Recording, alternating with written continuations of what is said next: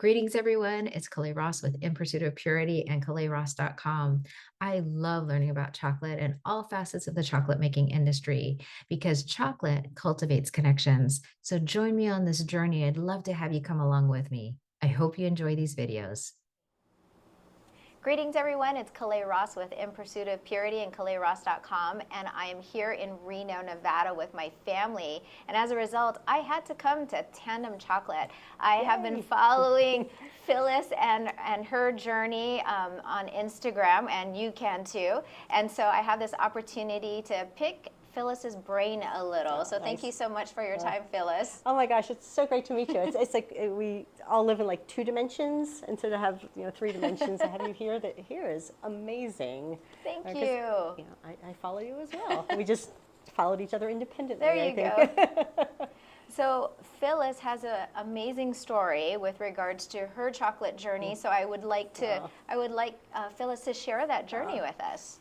Well, I am following in my mom's footsteps, and as kids, you always say, "I'm not going to be like you when I grow up," and here I am. When I was, I guess when I was like junior high school age, we used to have a ceramic shop in the house, down at the lower level, and my mom got to be too much for my mom and dad to manage, and mom just announced one day she was going to make chocolates. She was going to.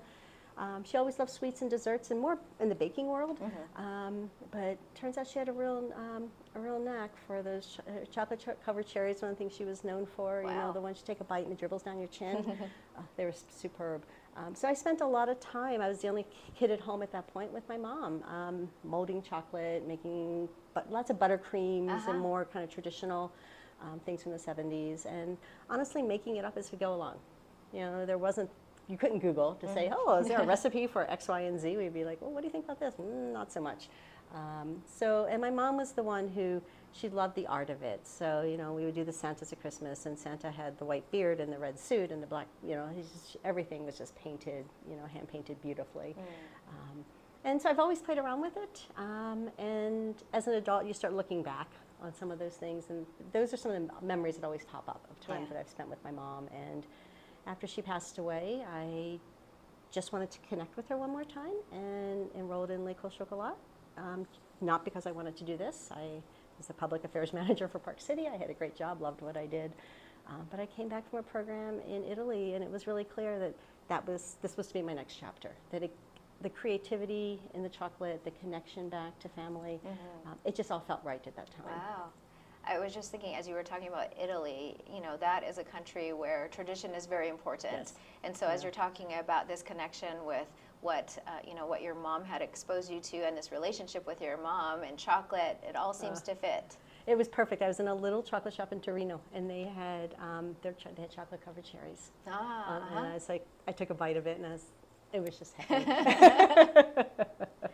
So as we move into today, or maybe I should back up a little. As you were going through school, you had shared the importance of coming up with a mission statement. Share your mission statement. So my personal mission statement, which then carries over into Tandem Chocolates, is to eat well and do good. The eat well piece, I love a good meal. I love good ingredients. But it's very important for me to be giving back. So doing well with our foods. So here in Reno now, and in Park City earlier, we love to support our nonprofits. Tomorrow I'm part of an Eddie House fundraiser, so I have 500 key lime pie bonbons in the back as part of their dessert buffet. They're doing pre-meal, so we're eating dessert first. But it also extends into the way I source my ingredients. That my chocolate's coming from Sava, or my vanilla's coming from Sava. They do beautiful Madagascar vanilla. I like that direct trade that they have. Chocolate Connexion was my first sort of foray into using craft chocolate into it. So I want to, we're using some show chocolate now. We use some other small craft chocolate, depending on what we're doing, some specialty pieces and things like that. So I want to be bringing to my clients really good chocolate. Sure. And it gives me the chance then to talk about the chocolate as I hand people. It's like, oh, I want to try that, Ecuadorian dark. It's like, oh, that's from the Manabí province. And there's some information about that over on the table, and people will go and look. So it's the doing well part, not just in terms of just like a direct give back, but also that education process and helping people think a little bit more being a little more thoughtful, a little more intentional Sure. about why they're choosing what they're choosing. Right. So as you talk about that, what is it that you think is important for people to learn more about when it comes to the chocolate that they're eating? It's that whole chain of where it starts, and that's why we love having these on the table. My friend from Sinchi Warming in the Amazon on the wall. I love being able to show people where this all starts and explain what that white coating is over top and how we're now using that in the industry as a sweetener into the chocolate, how many beans are in a pod and what it takes to make a pound of chocolate.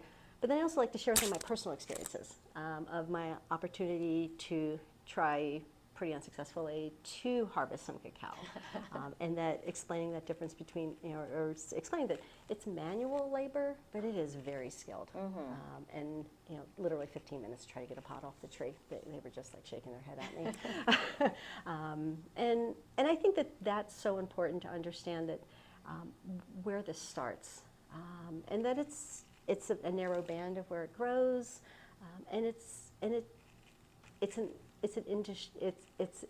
industry, it's a livelihood, but it's one that we need to be continually renewing. Absolutely. Both not just from the sustainability of the environment for cacao to grow, but of the growers and supporting the growers in the field, which is another reason we like to lean towards craft chocolate with what we're using. Tell us a little about your personal line, your product line. Well, I'm a chocolatier. I'm not a bean to bar maker, other than just playing around on my own, and it is definitely not that. The science of that is definitely not my skill set. But we do lots of our stuff is seasonal. It's very, very traditional bonbons and truffles, as well as hand painted pieces and stuff like that.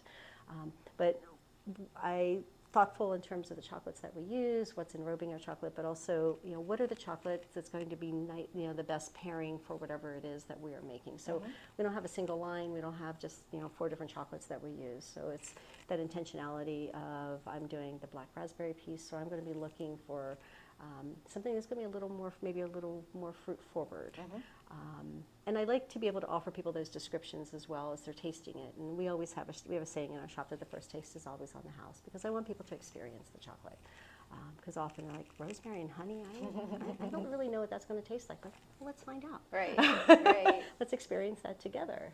And so that's sort of where I come from, where kind of my starting point is. And I love to read drink menus and I wonder how this can translate into a bonbon.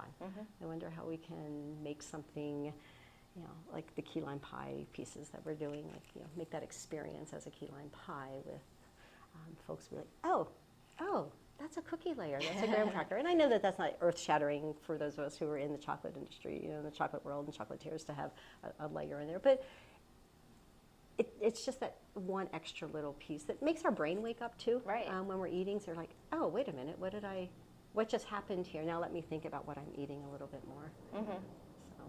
So I like to have people to be a little bit intrigued with flavors and combinations and stuff. But then there's always some comfort food. There's always, a salted vanilla caramel in case. A little something for everyone. Yes, absolutely. Well, folks, I've had this wonderful opportunity to spend time with Phyllis, and I think it's time for you to come and spend some time at her shop, having this wonderful experience, and basically it's like a tribute to Phyllis's mom. So come on down to Reno, Nevada to Tandem Chocolate. Oh, thank you. Thank you so much, Oh, Phyllis. it's been awesome.